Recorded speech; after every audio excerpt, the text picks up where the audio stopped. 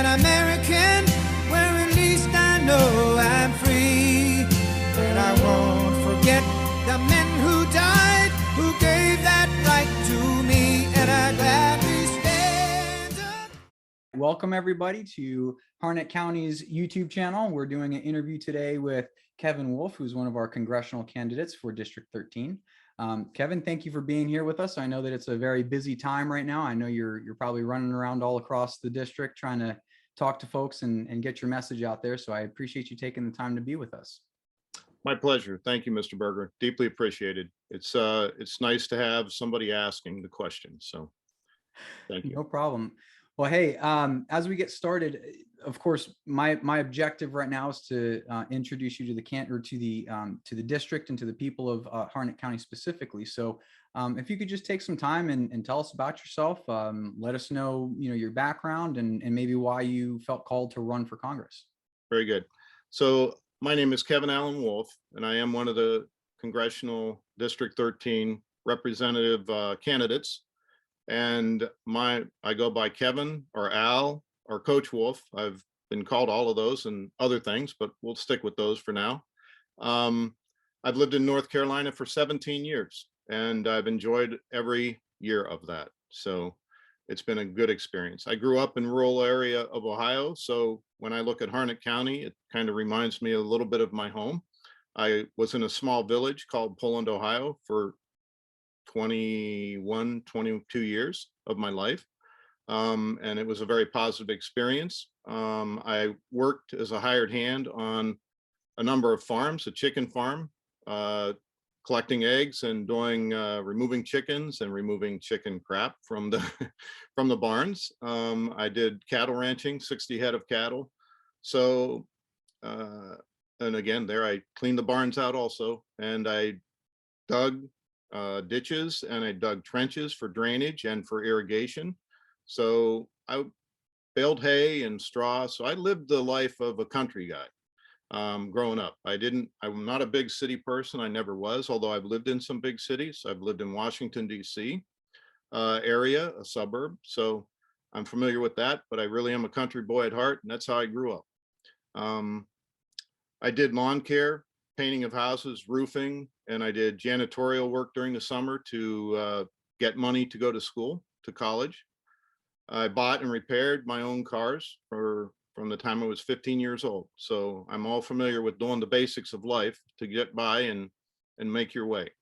Again, I went to college. I earned 3 college degrees. I did a science degree in electrical engineering, and I did a master's in business administration. I majored in finance, and I did a law degree.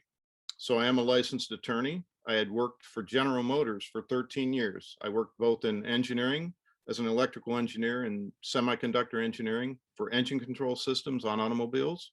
And I also worked in finance. So I was in the home office of General Motors for 3 years. And ironically, these days, since there's a big push for electric vehicles, I actually worked on the very first electric vehicle program for General Motors many, many years ago, in 1990 to be exact.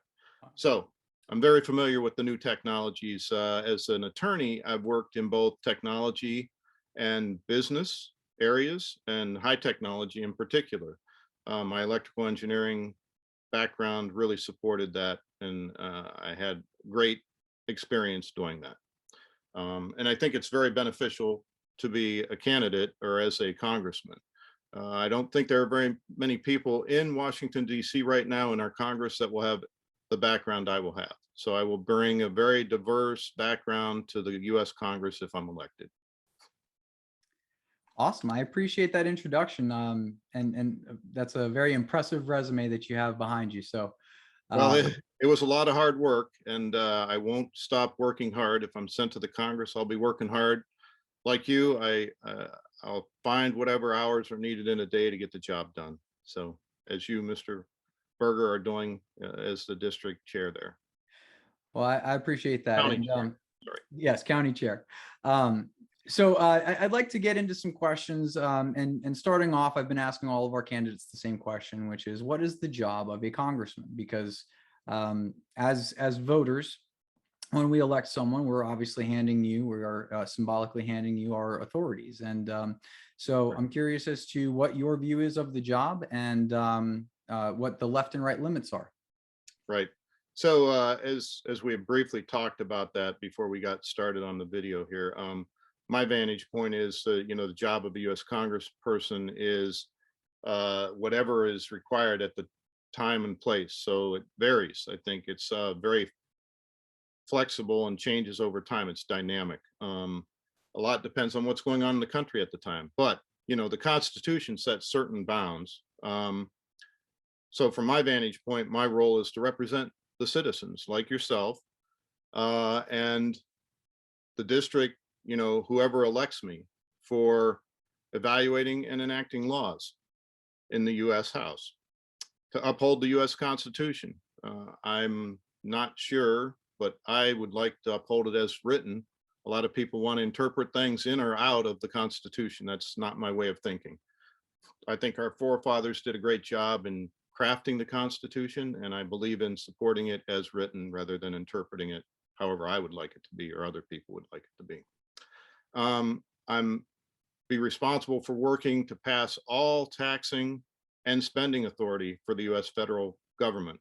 And that's important to me. One of the main points, which we'll get to hopefully a little later, is balanced budget amendments. From my vantage point, we are in a serious problem right now in the United States. We keep spending for every reason under the sun, it seems. Everything seems to be emergency in our country these days. Every time we turn around to Congress and the president wants to pass more spending to solve problems that I'm not sure really exist, but for whatever reason, they seem to conclude that they do.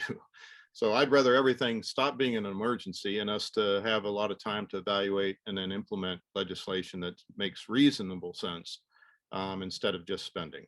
And given the inflation the past few months, I think everybody can appreciate, as you know, and probably have seen, it's been 8.5% year over year in March, just last month. And we haven't seen that in 40, 50 years. And that's just unacceptable to me. I'm a fiscal conservative, so to me, that's a big deal. I want to fix the debt ceiling.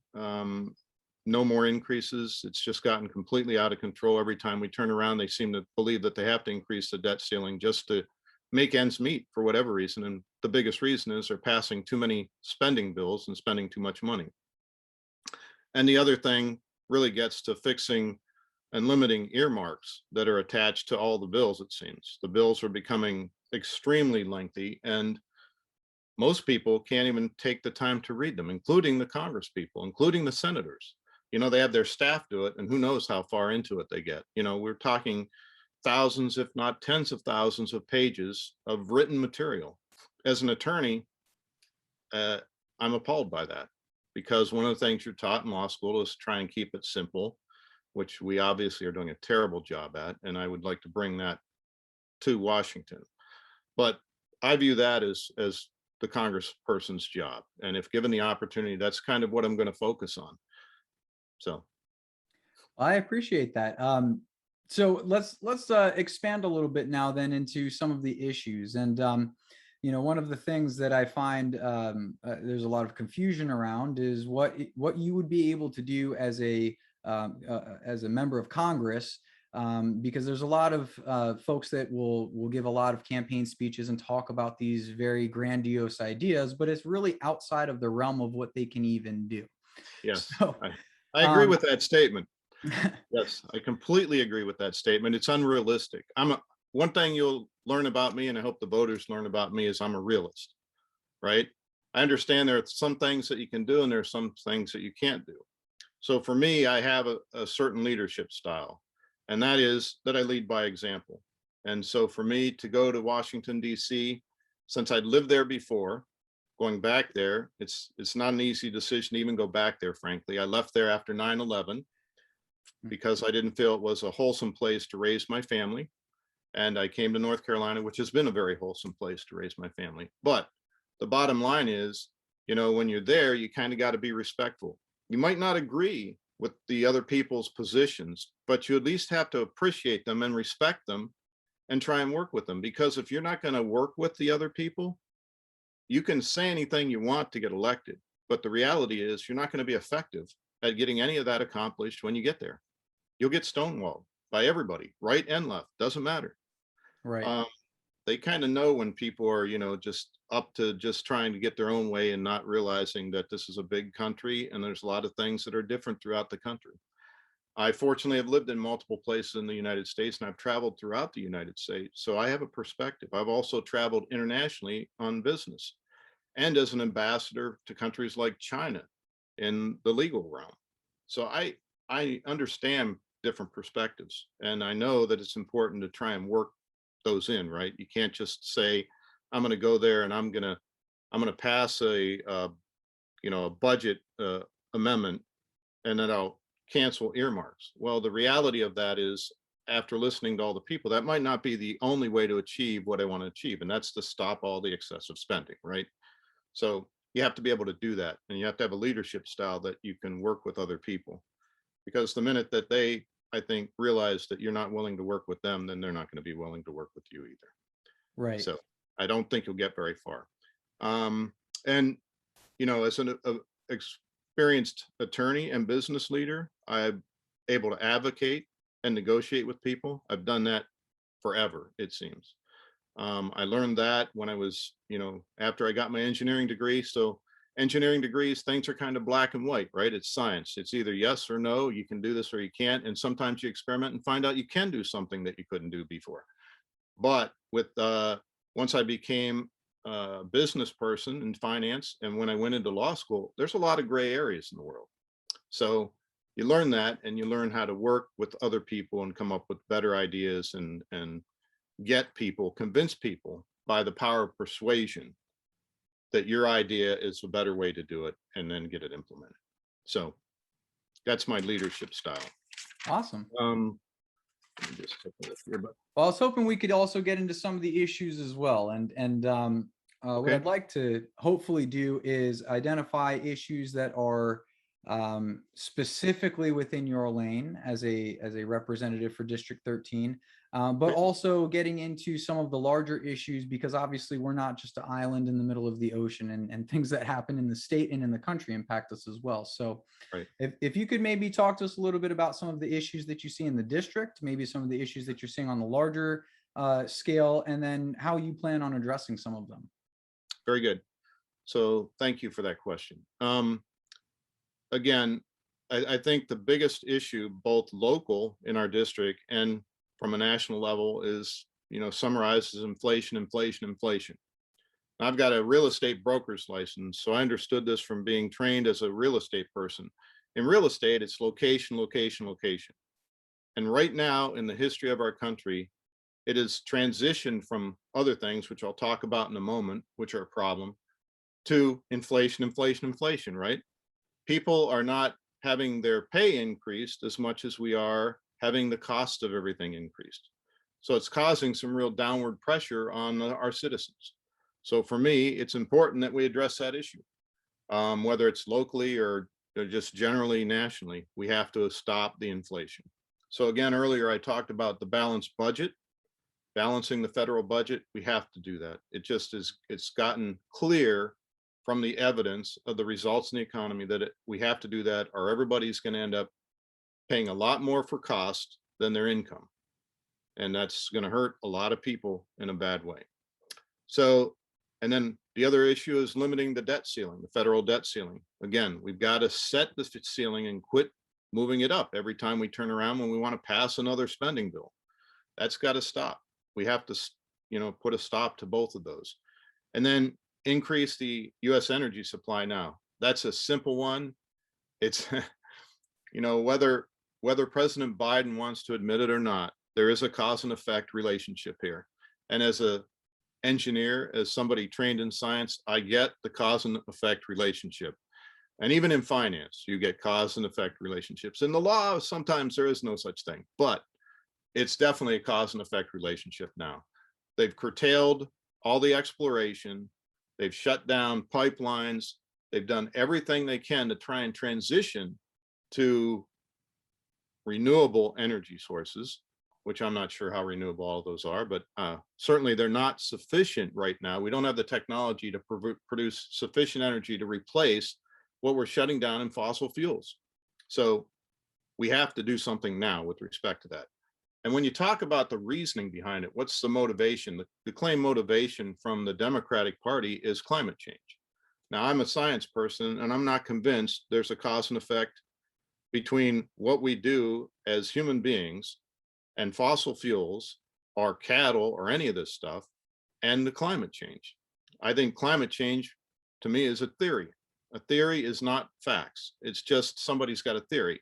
And so far, I haven't seen the scientific evidence to prove to me as a science person that it is a fact that what we do is affecting our climate. I believe it has to do with the history of the earth and the way things work with the earth and our solar system. But that's a whole nother discussion for another day. I have a number of my own theories, but they don't support what we're doing right now with respect to fossil fuels. And the other thing, a lot of people don't understand this. We were, I think, the largest producer of pollution at one point. But I can tell you right now, having been over to China a number of times, that China is probably now the largest producer of pollution in the world. So if they're not doing anything, and we could curtail 100% of what we do to almost nothing, it's not going to change if truly human beings and what human beings produce in the atmosphere is causing climate change. It's not going to change. They're doing way more than we're doing now. And you can ask anybody who's been to China lately, the smog there in Beijing and in the big cities is unbelievable. It's worse than LA, it's worse than San Francisco, it's worse than our biggest cities now. And so, if we're gonna have to work on that, we have to work on it worldwide. We shouldn't be taking the brunt of that, I don't believe. So that's the inflation issue and kind of rolled into climate change. But no problem. This is your time. So okay. So the other issue, two issues that I'd like to talk about is the cost of farming and food supply chain. So in our district, we have a good amount of farming, and I'm very concerned about the local farmers. With the inflation, obviously, it's increasing the size of or the cost of everything that they do, right? So you have fuel, you have fertilizer cost, you have seed cost, you have grain for the livestock. And then on top of it, we're having a number of companies who have bought up and became mega producers or mega food processing plants and mega meat processing facilities, to the point where the people who are suffering the most seem to be the farmers who are producing the livestock and the grains, instead of the middleman seems to be making all the money. And obviously we see it in the stores. The cost of beef and pork and chicken has gone up considerably over the last year. So for me, to solve those problems, we may need to look at giving people some sort of grants or low interest loans for the farmers for the short term. If we don't do that, we may drive a lot of our farmers out of business. And I've already had input from a number of people in our district, for example, deciding, well, we're not going to do pork anymore. So they're going to stop producing hogs, and because they can't seem to make a reasonable amount of money off of raising the hogs right now. And the more and more that happens, the less and less likely we will be to have a good supply of food in our country and in our district. And certainly the profitability of our farmers is an issue with respect to that. And we may need to also look at giving young people grants or a financial incentive or low interest loans to get them re-involved in the family businesses for like small and mid-sized farming. I don't know that it's all that attractive. I mean, when they see their parents struggling right now, I don't know how you convince them to go into the same business long term, but I would like to see that done. And with respect to the supply chain and meat processing in particular, and some of the other food processing facilities, I think we have to start looking at antitrust laws. One of the things, since I'm trained as an attorney, I've been involved in a lot of intellectual property stuff, and antitrust was one of the courses I had to take for my specialty. And in the last 20, 30 years, I haven't seen those laws implemented hardly at all. And so what's happening is we're getting more and more companies folded into single, one, two, or three companies in the country which are controlling all of the meat processing. And that's simply unviable. You can't control prices that way. It's too easy to fix prices when you have so few producers. So I would look at antitrust laws. And again, I would look at grants and small business loans to get other companies involved. But again, I'd want a long-term commitment from them so that they were tied to not being able to sell those businesses to the big producers after they get them up and running and they're successful. You know, you have to find some way to stop that trend of constantly getting bigger and bigger businesses to the point where you have no competition. You know, I'd like to expand on that a little bit as well, because you see a lot in popular culture nowadays. Everyone's always talking about we have to be all getting along. You know, we have to have these global chains. Everything has to be that way. But at the same token, that does end up creating central points of failure. And so I'm curious as to your thought processes on these small businesses, the mom and pop shops and stuff like that. How do we empower them, and how do we encourage folks to take that small business role without disincentivizing the large corporations that maybe have to be involved for some of these items that we get globally? Well, I don't know. I've never experienced small business being a real threat to big business.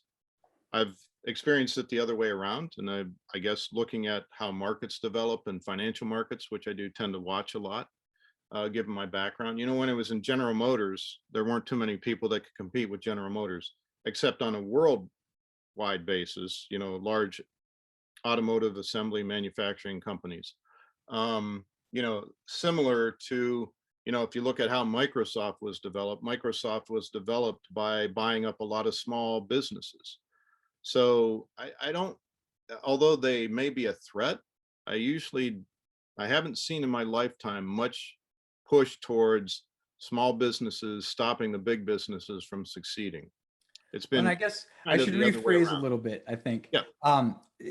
I don't necessarily view it as small business as being a threat to big business as much as it's the other way around, where a small business is unable to compete because, for Oh, example, yeah. if you have a small firm that does technology, for example, you may not be able to offer an engineer that $200,000 a year salary where they could go Sure. to Microsoft and do that. So Very good. I guess I was referring to it more from that context. Okay. So one of the things we can't do going forward is what we recently did with the pandemic.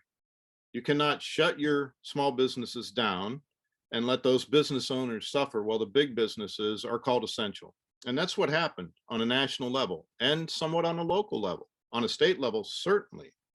You found the governor here saying, oh, well, yeah, this, and this business are essential. And then, by the way, the small businesses aren't. Well, that didn't seem to be very fair, was it? So I object to that completely. I have been a small business owner, and I have struggled with, you know, competing as a small business. But what I found was if you offer the right cost and the right service, you're able to succeed as a small business, because there's a lot of things that big businesses can't do, as well as big law firms, right? So I believe that, you know, right now in our history, it would certainly benefit us to continue to give grants and small business loans to the companies that have suffered the most. And that certainly is the small business companies that have been in our state here that have suffered through the pandemic shutdown. And So I don't know if that helped at all, but oh yeah, no, that was great. And if you could expand a little bit on the farming side, because you know, the farming, like you said, we are a predominantly agricultural community. yes, And what we've been seeing, at least through the news and through all the sources that I look at, is single individuals, Bill Gates to be specific for one of them, buying up all of the farmland and essentially gaining control of the food supply. So that's right. I'd love to So have you expand a little bit more on your ideas for the farming and the yes, rural. so I have some indigestion over that too, and I've heard the same thing. I have not witnessed it or experienced it, but I believe that, again, antitrust laws are great for exactly that reason. Whether it's an individual or an organization, you can go after them for antitrust. And it was kind of interesting. I don't know if you followed the recent news with respect, you know, to Twitter and the purchase of Twitter. Yes. Well, what was the first thing that you heard out of the administration, the Biden administration's mouth about Twitter being bought? Well, Antitrust. yeah, antitrust. Isn't that interesting? They've not mentioned that to any other thing that's been going on. Just they're unhappy with that decision for a wealthy billionaire to buy out Twitter, and all of a sudden they want to bring up antitrust. It's appalling to me as an attorney, because there are many places right now in our country where antitrust laws should be applied and the businesses should be broke up so that we have a more competitive situation and structure through our economy. As far as, locally, I'm not happy with even, the purchases of some of our companies by foreign enterprises. And we, again, that's one of the things that in the Constitution, the House of Representatives and the Senate are responsible for. They're supposed to set international regulation of trade. And that includes whether we allow companies to come in and buy up our processing plants, or our food sources, or our agricultural land. So I think there should be a lot done in that respect. But again, there's another perfect example of why you can't just go there and say, I'm going to implement this. I can't promise that to the voters, but what I can promise is I'm aware of the problem and I'm going to try and do something about it. But I have to convince other people in our Congress and in the Senate that it is a serious problem. And I view it as, a little bit of a, I guess for me, it's almost as bad as having a military outbreak, right? A war, because Sure. it's a threat. It's a serious threat to our country. I personally do not like having people control whether it's food or pharmaceuticals or whatever that I ingest. I want that to be controlled by our people and our government personally. And so I want to look into, how do we do that? How do we structure laws in our country to make sure that happens? And a lot of people may not know this, but every business that's owned by a Chinese company is 50% owned by their government, including, by the way, the companies, multinational companies like General Motors that go to China and build manufacturing facilities for automobiles. That enterprise is owned 50% by the communist country or government in their country. We don't have that type of a regulation here. Why not? Yeah, why That's a not? great question. Why not? If it's good for them, why isn't it good for us? Absolutely. We're not allowed to go in and run any business independently in their country. Why are they allowed to come in and run businesses, not only businesses in our country without any of us being involved, but to buy up an existing business and do whatever they want, including shut it down so that they can bring in their product from their country or their service from their country. It's an unlevel playing field, as they say. And I, for one, want to get that fixed, because I think we're at a lot of risk.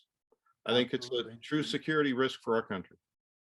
And as we were talking about the imbalances in the international community, I was hoping to quickly get your thoughts on the immigration policies. And I have personal friends from the military had to spend $20,000-$30,000 in order to get their spouse into the country. And yet we have an open border in the South. So, and of course, then if you go to countries like Japan, you have zero chance of ever becoming a citizen. So I'm curious as to your thoughts, especially with your international experience, as to what we need to do with our immigration policy. Sure. So let me just talk. You touched on a few points. So I just want to, before we get off the topic of local stuff, I do believe we're running into a housing crisis here too. The rents are going up to the point where people can't even afford their rents relative to what they're being paid. And I think that's going to be a huge problem. And again, I think we and me in the House of Representatives would have to address that type of issue. It's becoming a hard problem for us and for our citizens in this district. So talk about Japan. You bring up Japan and your chance of becoming a citizen there. Well, I can tell you, although you can't become a citizen there, and that's okay, I was actually spent like 3 years of my life there practically as a professional. I traveled there. I was an attorney dealing with a lot of issues with Japanese companies. And I got very used to their culture, and I respect it, and I actually enjoyed it. I considered it like a second home for me. But that being said, our immigration policies are obviously lopsided compared to the rest of the world. There are no other countries that are doing this. But the question is, what's the motivation? You know, you hear a lot of things about, well, what's the motivation for all this? Well, I don't know what all the motivation is, but I do know this. I don't like people claiming political asylum here in our country, having been told that, I think, from people from our country to make that argument so that they could stay here. And then the process taking so long, 3, 4, 5, 6, however many years it takes for them to finally decide one way or another from a judicial point, whether or not they should have political asylum in our country. So I think we have to take a look at and revamp our immigration system completely. I believe that probably historically our immigration system was set up to mostly favor what I would call more wealthy individuals, and not necessarily average citizens from other countries. And I believe the Democratic Party has done a great job at abusing what laws are on the books, of getting people illegally to come here and then stay here long term. So clearly we have to do something. I don't agree with giving them amnesty, but I think we have to figure out how to find people of all walks of life, give them a reasonable route to get into our country as immigrants for the right reasons, not the wrong reasons. And I believe right now a lot of it is being done for the wrong reasons. So I would like to see them finish the wall like many other people, but I'd also like to ask the Biden administration, where is the high technology? I just heard him speak that today or yesterday in the news, ironically, just after I said something at a forum about that. I want to know, Joe Biden, where's the high technology solutions? Because I'm familiar with plenty of them that would be effective on our border to stop the illegal immigration. We were told he was going to do that. Where's it at? Obviously, they don't want to stop the people, right? Right. For various reasons. And I need to understand better what their motivation is for doing that and whether it's at all good for our country. At this point, my opinion is it's not good for our country, for many reasons, whether it's the illegal drugs that seem to be coming across the border freely. You know, I've had a relative that died from some of those drugs. And so I'm not really happy that that stuff's happening. So my view is, yes, we got to take a good look at and revise our immigration policies. And then we have to be willing to step up and make sure the executive branch actually does what the laws say to do. One of the things we're becoming very bad at doing is enforcing on the executive branch the laws that the legislative branch has passed. So for me, I want to see that issue addressed. You know, if you legislate something, the executive branch shouldn't have any choice of whether they want to implement it or they don't. It kind of defeats the purpose of having a legislative branch come up with the laws and regulations. So, you know, I view that very strongly. So I want to see how we can stop that from continuing in our country. If you're going to take over as president, you need to enforce our laws. Absolutely. Well, hey, Kevin, we are at 33 minutes now. So I'd like to give you an opportunity to just make some closing statements. And of course, if you could make sure to tell people how to get a hold of you, where they can find your information and get in touch. Very good. Thank you, Mr. Berger. Yes. So again, my name is Kevin Allen Wolff, and I'm running for U.S. Congress District 13. I would be blessed and happy to be your representative. I hope you give me that opportunity. I think I can bridge the gap or bridge the aisle, if you would, and get people to cooperate and work with me on both sides of the aisle to achieve what I think we need for the good of our country right now. And you can reach me at, or at least get information on my campaign and leave a message. I don't know how easily you'll reach me, but hopefully you'll reach me. Just go to www.kevinallenwolff, KEVINALANWOLFF.US, and that's for us. I like to think of it as us or the United States. Either way, I'm happy with it. But that's probably the best way to at least look at my campaign materials and reach out to me if you would like. Very good. Well, Kevin Wolff, I appreciate your time and good luck to you, sir, in the primaries. I look forward to seeing you in person at some of our events coming up. Likewise. Mr. Berger, thank you so much for what you do. It's important for us. You know that. The grassroots, I've been doing grassroots stuff for years. I get out there every election cycle and I run the neighborhoods and walk door to door. So I'm happy when you guys are involved and active. So thank you so much. Appreciate it. Thank you. Enjoy your evening. Bye. You too. Thanks much. And I'm proud to be an American, where at least I know I'm free.